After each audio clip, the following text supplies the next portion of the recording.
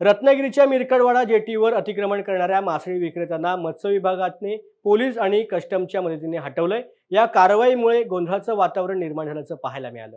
मात्र त्यानंतर विक्रेत्यांना नवीन मच्छी मार्केटमध्ये बसवलं गेले, परंतु तेथेही प्रवेशद्वाराजवळ कोण बसणार यावरून विक्रेत्यांमध्ये वाद सुरू आहे। चिठ्ठी काढून हा वाद सोडवण्यात येईल असं मत्स्य विभागाच्या अधिकाऱ्यांनी सांगितलंय। मिरकरवाडा जेटीवर मासे विक्री करणाऱ्या विक्रेत्यांची चांगली सोय व्हावी त्यासाठी मत्स्य विभागाने 1 कोटी खर्च करून मच्छी मार्केट बांधले, परंतु विक्रेते या मार्केटमध्ये न बसता जेटीवरच बसत असल्यामुळे या भागात मोठी वाहतूक कोंडी पाहायला मिळते।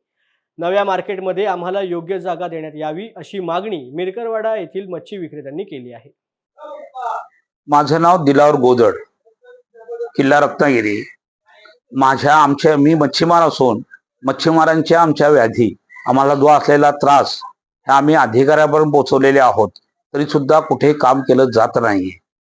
आमची आता गेल्या कमीत कमी 3 महिने झाले जीटी वरती लाईट बंद आहे। ह्या संदर्भात आम्ही प्राधिकरणाच्या अधिकाऱ्याला भेटलो। त्या अधिकाऱ्याला घेऊन सार्वजनिक बांधकाम विभाग अभियंता ह्यांच्याकडे सागर तांबे म्हणून आहेत शाखा अभियंता, त्यांना भेटलो। त्याच्यानंतर ओठवणेकर साहेब म्हणून त्यांना भेटलो, तर ते म्हणाले की 4 दिवसात करतो काम, जे लाईट बंद आहे ती। ऐकलत का? त्याच्यानंतर त्या कॉन्ट्रॅक्टरला फोन केला गेला, सलमान म्हणून आहे, तो म्हणा 2 दिवसात करतो, अजून महिना झाला काम करतायत। अधिकाऱ्यांना विचारल्यानंतर तुमची काय बाबा त्याचा पेमेंट केला का काय ते बोलत नाहीयेत, काम का केला जात नाही ते बोलत नाहीये।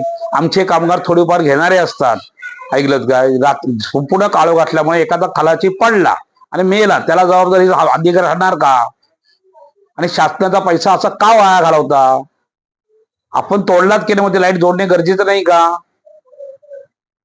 या व्यथा आमच्या कमीत कमी त्या अधिकाऱ्याकडून शासनापर्यंत पोहोचवाव्या अशी आपल्याकडे विनंती आहे।